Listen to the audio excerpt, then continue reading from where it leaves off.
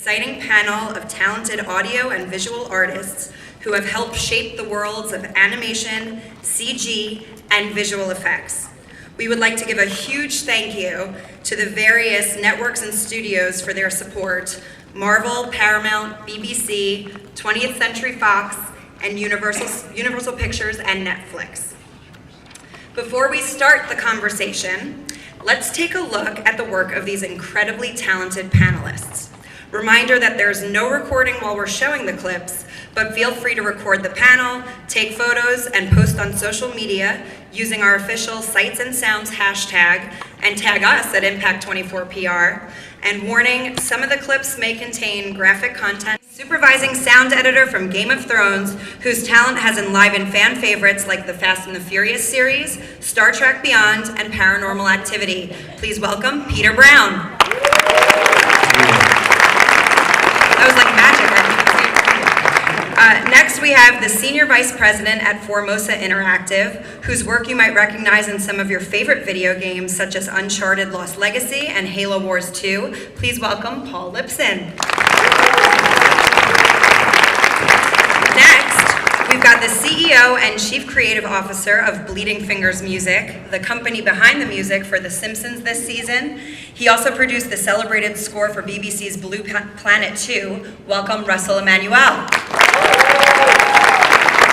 Next, he is an innovator in the world of virtual reality and immersive media, most recently filming the Emmy Award-winning piece, NBA Follow My Lead. He is also the director of photography on Netflix's The Ritual. Please welcome Andrew Shulkind.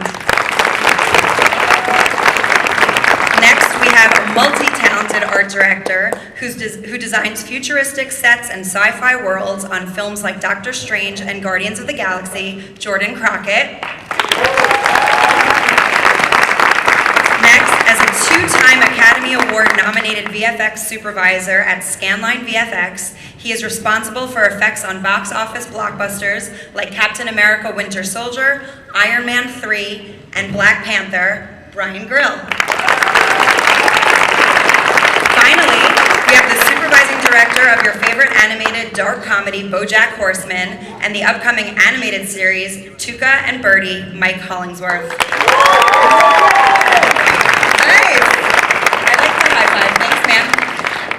Last, now for our moderator, you might recognize him from CinemaBlend interviews with Hollywood's biggest stars. Please welcome Conner Schwerdtfeger. Did I say that right? Oh my goodness.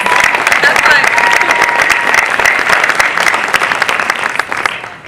Conner, if you're going to pursue a career in show business, you've got to do something about that last name. It's Schwerdtfeger? Schwerdtfeger, folks. Just Schwerdtfeger? There you go, Schwerdtfeger. Schwerdtfeger. All right, so now that we got that out of the way, thank you so much, Jana. And it's wonderful to be up here today with all of our awesome panelists. They've all played such huge roles in, the creation of, the audio and visual elements of so many projects that we love. And today we're going to have kind of an in-depth conversation about just what goes into putting these projects together, because they all involve animation, CG, or visual effects in some way. So let's get started. Are you guys ready? Yeah. All right. Yeah. So kicking things off, I want to start by asking all of our panelists to kind of point out a moment from that reel and just talk about a favorite moment from working on any of those projects that we just saw. And Bryan, let's start with you. Well, just finished up Black Panther, and one of the pretty awesome experience, and it's great to see that everybody likes it as well. But showing up on set, what we worked on mostly was the Warrior Falls, where T'Challa would do his battles with M'Baku and Killmonger. Just showing up on set, and they built this huge set, and the whole set was up on a 6-foot riser, and all underneath was the water, which then was heated and then pumped up, and then you get your waterfall, and then the water rushing into the pool. So, we could do and expound on that, but just seeing something that practical and being, immersed with the water and having to wear boots and walk in the pond just like the actors, makes all the difference. So that was my highlight of the Black Panther. All right, who wants to go next? Mike, how about you? Did you initially skip me because I made fun of your last name? Yeah, we had a little bit of a moment, but now you can go now. Out of that clip, I think my favorite part would have to be Bradley Hitler Smith. That wasn't in the script. One of our directors, Aaron Long, just turned that in, and we were tasked with making up the names of these characters who would become, who we would live with for 5 seasons, and you just make little decisions in the first season, like giving a character the middle name Hitler, and it just sticks. Who else? Anybody else got a favorite? Hey everyone. I think my highlight on Doctor Strange there with Hong Kong. It's a really massive set, and the logistics of it, and time, budgets, other creative departments involved to make the final product. To see that all come together, to see it on screen, to see it here today, there's a nice highlight, that I can, if I think about it now, but getting it done is a massive highlight, when it's finished and the crew turn up and you're like, here it is, and you hand it over. But it was a year in the making just on that set for research, construction, design, all the departments involved. So yeah, it's a very basic thing, but yeah, sometimes it's just such a relief to see it finished and on the screen, and you're presenting it, and not always the way that you want from the very beginning, the first week when you're on. But yeah, just see it out there and people enjoying it, and a sense of relief and pride. So it's a good thing. Okay, let's keep going down the line. That's all right. Let's stretch. On the ritual moment that came to mind, just thinking about kind of happy accidents and seeing something come together and kind of finding something in the moment. You do it long enough and you start to look for these exceptions, kind of ways that you can do things differently. And there was a shot we were doing where we're shooting we built this whole village in Romania, 8,000 feet up in the mountains, the Carpathians. And at one point there was a super bright moon, falling the light around with my meter and thinking, this is kind of crazy, how can I use this? And we were shooting this dark movie with really sensitive sensors and really fast lenses. And so I thought, it'd be really crazy. We're about to burn down this building. Why don't we cut a hole in the roof and light with the moon? And we did. It was kind of a fun, kind of amazing moment. Wait, I've got to follow the guy that built a city in Romania. I know. But give it a shot. I don't think that's very fair. In music, not so, such an exciting scenario. But first of all, doing Treehouse of Horror, that's a highlight in itself. Such a great tradition around those episodes. And I think 2 things that stand out about that for me is Matt Groening has a love for live theremin, which I didn't know about when we started to do this season, and we had a live theremin session. For those I'm not sure if everybody knows what that is, but it's that weird instrument that you wave your hands in front of and it goes woo, and it's extremely difficult to play and play in tune and accurately. But there's one player in Los Angeles, Lara Wicks, who's just an incredible musician. She brings in a live theremin and just nails it, and that was a fantastic highlight in that session. And also having to come up with your Halloween name at the end of the episode. I don't know if you know, there's a tradition. I think I was Rusty Evil Hell for that one. All right, we got any video game fans out there? Well, we do all the audio for a lot of your favorite games. So, on that reel, any Uncharted fans out there? It's great to work with some of our partners at Sony. We actually just wrapped God of War, which will be coming out, so please check that out soon. Well, on those clips, there's 2 things that really stood out. One, doing a massive score for Halo here in town at Fox with some of my friends. It's just such a thrill. Over 100 players. We did a full choir at Skywalker. Just a gorgeous recording for Halo. It's such a big tradition in music. And you saw the clip there from Legend of Zelda. Any Zelda fans out there? Yeah, so it's wonderful to bring Zelda's voice to life. We were the team that actually recorded her voice, and I think the first time in English. So that was a huge thrill for us to just hear Zelda speak. So yeah, pretty cool. All right, I'll give you a little piece of trivia about Star Trek. I've been lucky enough to work with really, really great folks, which is probably the best part about the business. And on Star Trek, working post-production, there's a lot of long hours. And so to alleviate that a little bit in the picture department, there turned out there was a foosball table there. Now, Justin Lin got really into playing foosball with everybody. He was our director. And the thing was, the games would go on and on because the film went on for many, many months. Well, it eventually turned into sort of a round-robin tournament. And Justin was pretty close to being the best one there. But he finally said, okay, here's the prize for the winner of the tournament we'll put you on a poster somewhere in Yorktown in the floating space station in Star Trek. So if you go into the film, you will see assistant editor Dave Corey's face on a poster somewhere in Yorktown towards the end of the film after Spock is looking at some pictures. If you look there, it was just kind of a wonderful treat that Justin did for the crew, and is a little example of how great a great person is to work for, because he cares about all the folks who are working for him and gives them little fun visual effects moments like that. You'll also actually see a lot of the rest of the editor crew as dead members of the Federation. Their names will come up when pictures of them come by. So that was one of my favorite moments. All right, guys, and now that we've gotten kind of a chance to get to know you guys, Brian, we have to talk about Black Panther. It's about a technologically advanced country hidden away in the heart of Africa. But I want to ask you, what's your approach to creating sort of this never-before-seen place that sort of balances a grounded sense of realism with a sense of fantasy? Well, again, Wakanda was beautiful, and the way the guys at ILM, they did that whole sequence of building the city, and we were mostly responsible for the waterfall area, Wakanda Falls. But Ryan, the director, he wanted to somehow take this this kind of traditional coronation, but also show that there was some sort of technological advance. So originally in the script, in order to shut the waterfall off, so it would expose the arena where they would actually fight, was a bunch of the Royal Guard would go up and put their shields and block the waterfall. And then during the filming, they decided, you know what, that's not quite right, because Wakanda has this, they're technically advanced.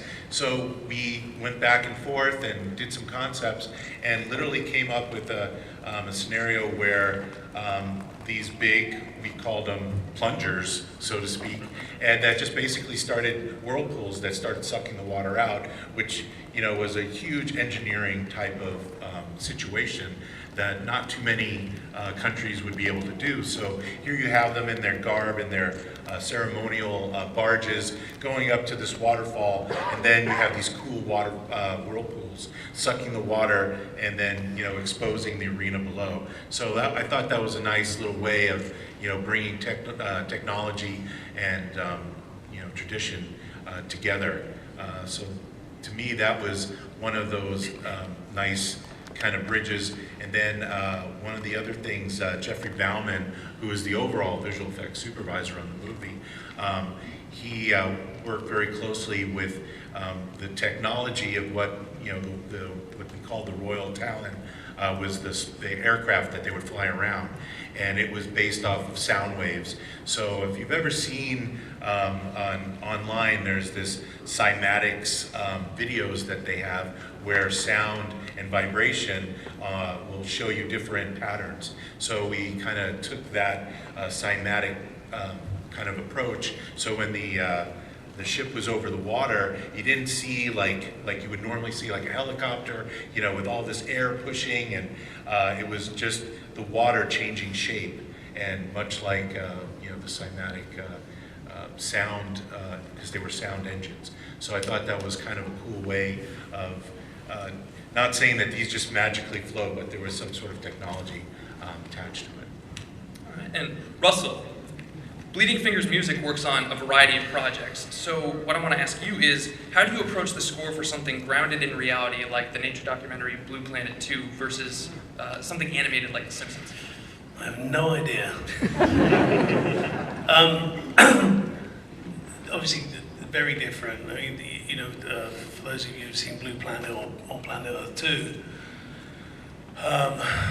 really for us the lead instrument is Sir David Attenborough's voice. And he's a national treasure. So our job, and then you've got these incredible pictures of animals and landscapes that have taken 5 to 7 years to film. So our job is really to help tell the story, but really stay out of the way somewhat. Make it beautiful and epic, but allow those elements to breathe. The Simpsons, on the other hand, you're in the moment, you're punctuating the picture, you're helping tell the jokes. It really is a very different process, and by the way, probably the biggest difference is you've got a week from spotting to orchestral record, whereas Planet Earth you've got more like a year.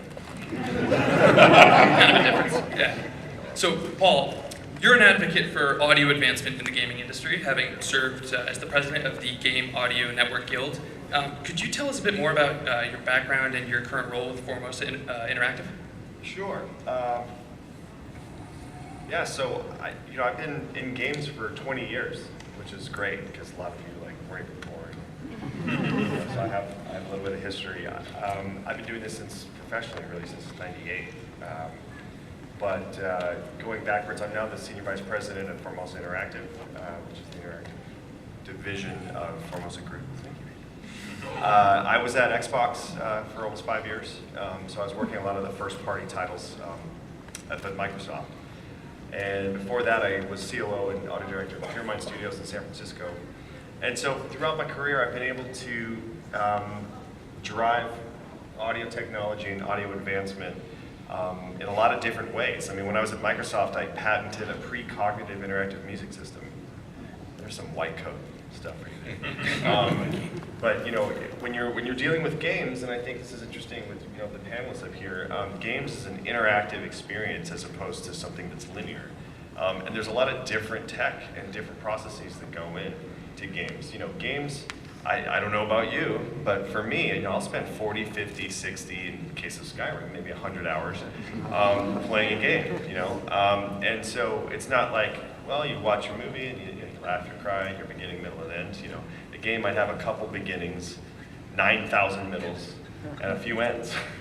And it's, these experiences are long. And nowadays, if you're playing games, there's seasons, entire just like annual events in the world. So the amount of content, the amount of audio that has to happen is expansive. So for most of my career, again, my background is in music. I did my undergrad and my master's degree at the New Conservatory of Music in Boston. So I've got some creative roots, but I've spent the past 12 years as an audio director and driving teams. So. And Mr. That's Mike, about me. Mr. Mike Hollingsworth. And on our particular show, I oversee the whole process, all these storyboards and animation.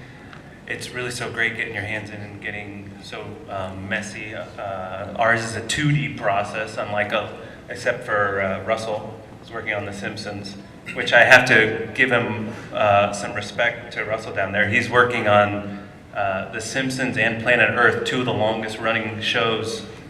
The Earth being pretty old, and also The Simpsons.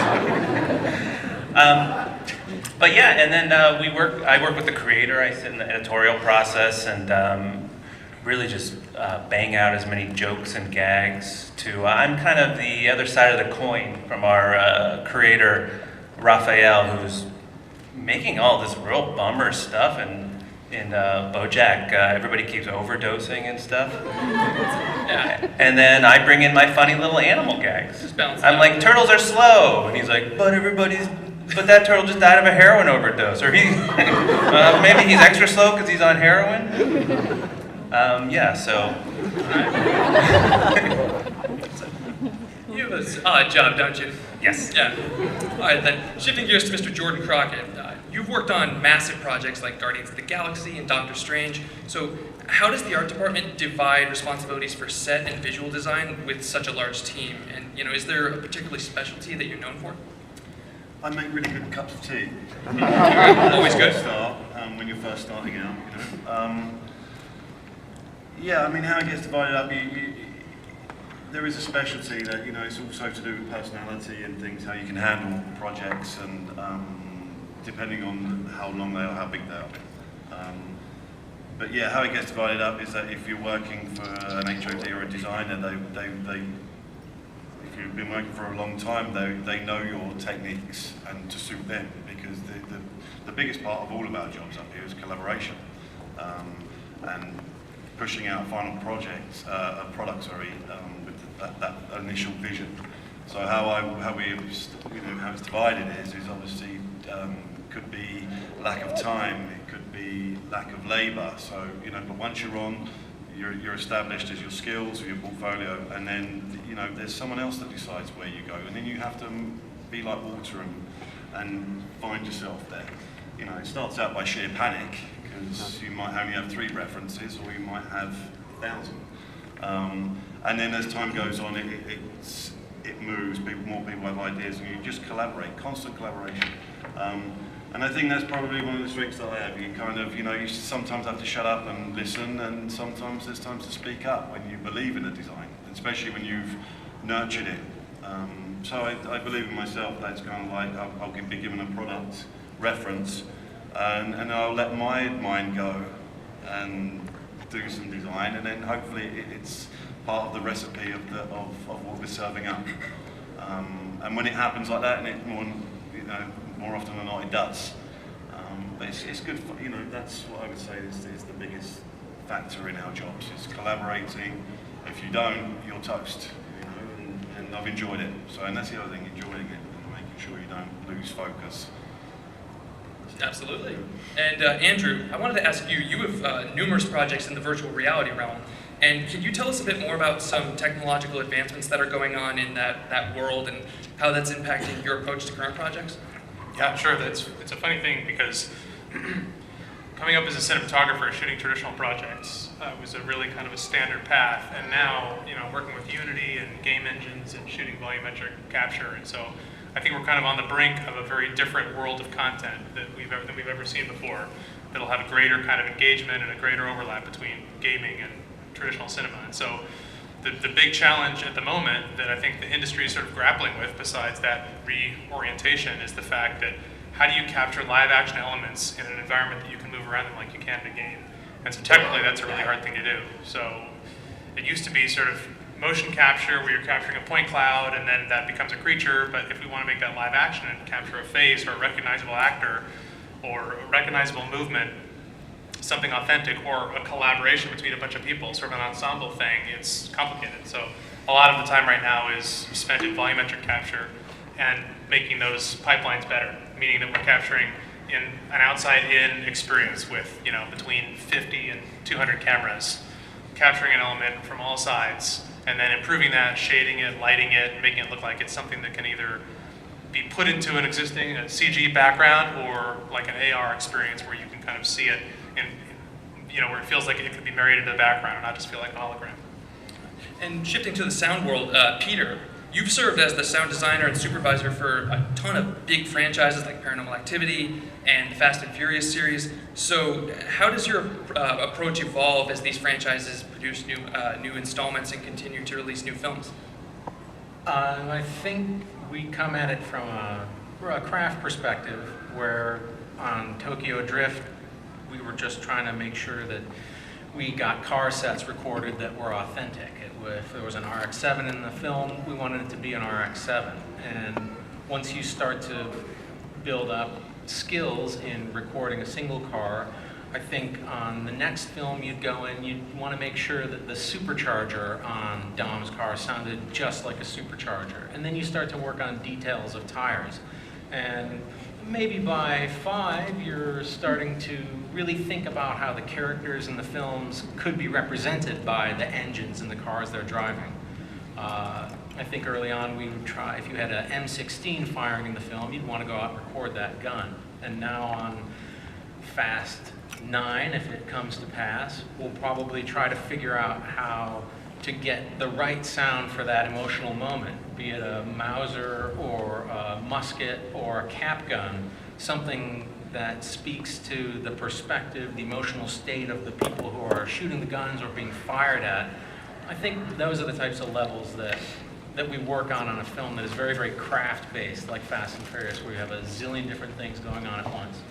With something like Paranormal Activity, I think one of our biggest leaps was the concept of the original film that was most interesting from a sound perspective was there was one element. The whole film should look like it was shot on a video camera. It was found footage. So that seems fairly straightforward, kind of a less is more approach. But there was one element in the film. When the demon was around, we audience could hear it, but the people in the film couldn't.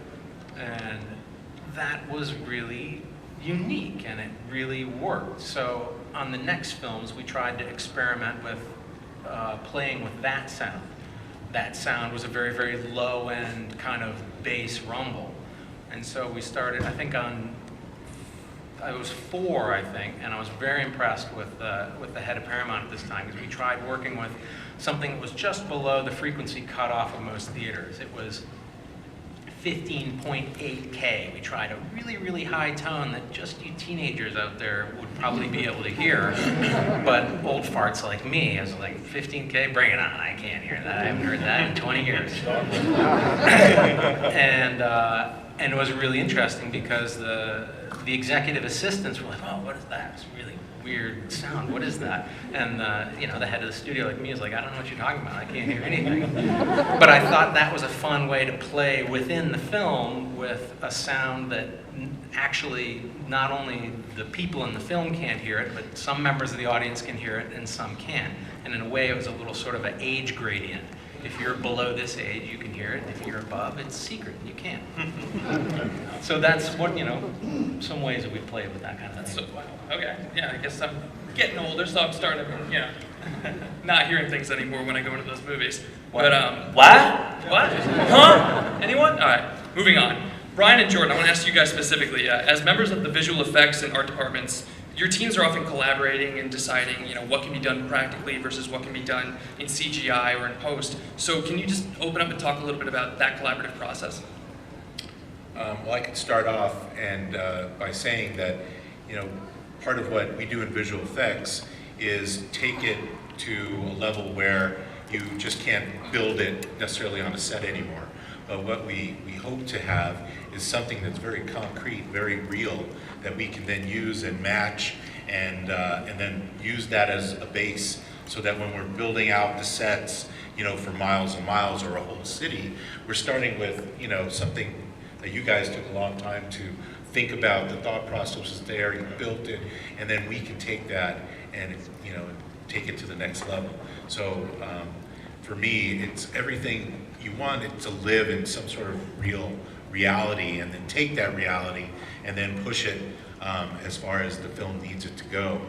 So for me, that collaboration is so important, because the other end of that is that instead of him having a whole year of figuring out and getting approvals from the director, we start from scratch. And then we have to go get all those approvals. And our time usually is cut down to like 6 months. So it's great that we start with something, and then as the process goes, sometimes it's embellished upon, and sometimes,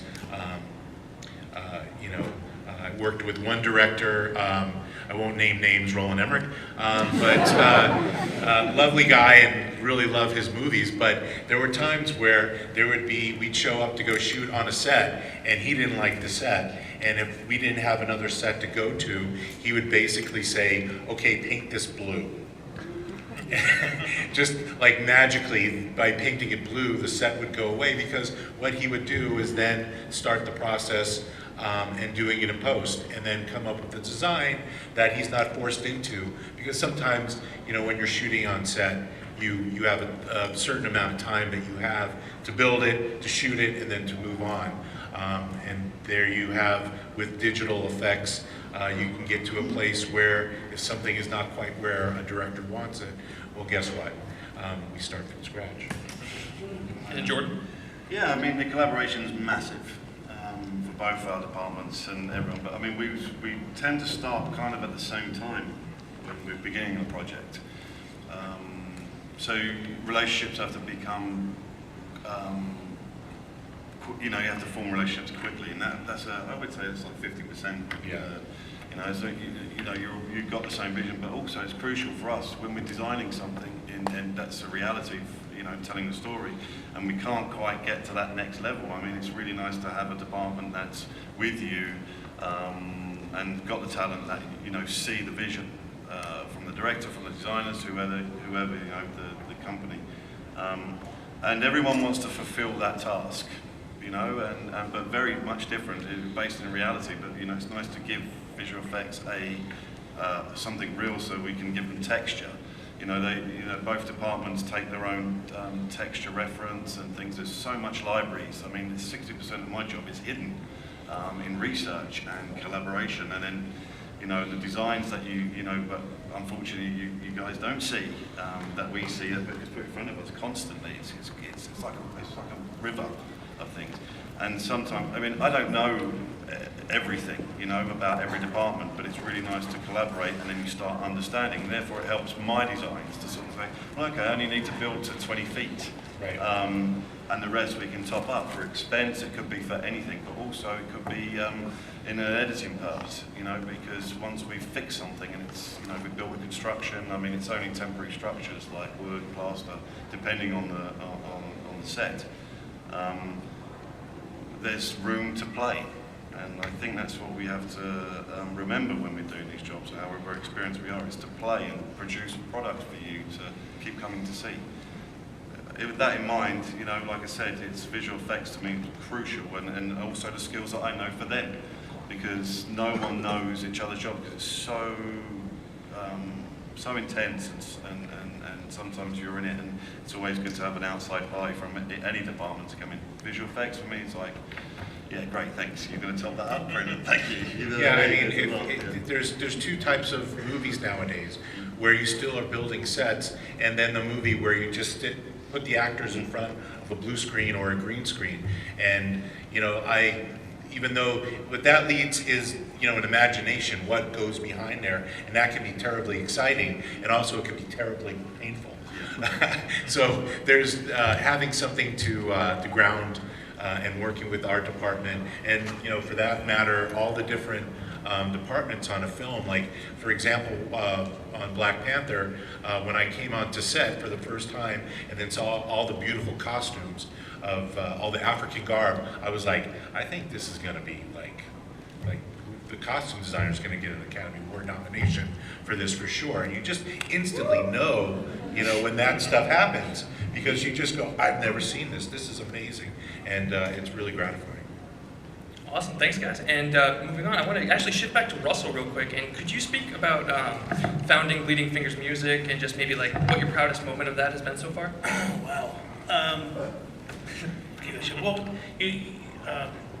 for those of you, there's probably most of you that don't know, what we wanted to do with Bleeding Fingers, which is slightly different to just kind of the regular composer that you may come across for film and TV, is composers are historically solitary creatures. You know, the production will go to them and they'll work on a movie or a program. What we felt we should do, partially because of our experience in that arena, we've kind of got a long history in our other companies. My partner and co-founder in Bleeding Fingers is a guy called Hans Zimmer. And he's a visionary, I mean, truly is a visionary and a magnet for talent. And we saw all this incredible young and exciting talent coming through our buildings. And we wanted to kind of find a way to harness them, accelerate them, because a lot of them have done their dues and they're ready to go. And some of the hurdles for them was just access to the projects and access to studios. So we created this space in Santa Monica where they're encouraged to collaborate. So we have 20 rooms in the building, and we surgically picked composers to not only be exceptionally talented, which has to be a given nowadays, but also a different skill set or a different aesthetic, and with a completely studio doors open policy, which may sound crazy, they're not always open, but figuratively, and on all projects, all composers are encouraged to come in and work together. And you know, it's not unusual for you to get to a scene and not have an idea, but it's great to know that there's another guy down the hall that will help you out. And ultimately, they can always go into Hans as well, and that doesn't help. That doesn't hurt either. So proudest moments, gosh, you know, I actually think I'm exceptionally proud of the Emmy nominations and BAFTA nominations. Of course, we all are. But I think when I see a composer at 24 years old working on a landmark blue chip BBC project that historically he wouldn't have got hold of until he was well in his 50s, that's exciting, and I think we're extremely proud of our team. All right. And Mike, actually, I want to shift back to you. I know you worked up a little bit when I said your name there, but animation fans, especially BoJack fans, are really excited about the release of Tuca and Bertie. I know I am. So could you tell us a little more about that project and just what we can expect from it? Sure. And first, I just want to make sure to thank our moderator, Conner Schwerdtfeger. Yeah, there you go. That's my stage Doing name. a really great job. Yeah, we have another show coming out from the team behind BoJack called Tuca and Bertie, starring Tiffany Haddish. We just had our first table read, and it was like the most, you know, it's like one of these rare occasions in show business where you're like sitting in this small room with all these amazing actors reading this script, and like you're getting a personal little show, sitting there with Tiffany Haddish days after she, you know, killed it at the Oscars. So yeah, it's Lisa Hannawalt, who's the art director of BoJack Horseman, my partner on the show. We come up with so many visual gags and jokes. And she has created her own show. It's basically kind of like animated Broad City with birds. A couple characters from her comic books. She's a very terrific comic artist. If you haven't checked out her books, you should go out and buy them today. Maybe they're downstairs. And yeah, it's just going to be so much fun to work on. I love animals. I love toucans. Just animating a toucan with that big giant nose, I'm just looking forward to that in and of itself. Absolutely. And I think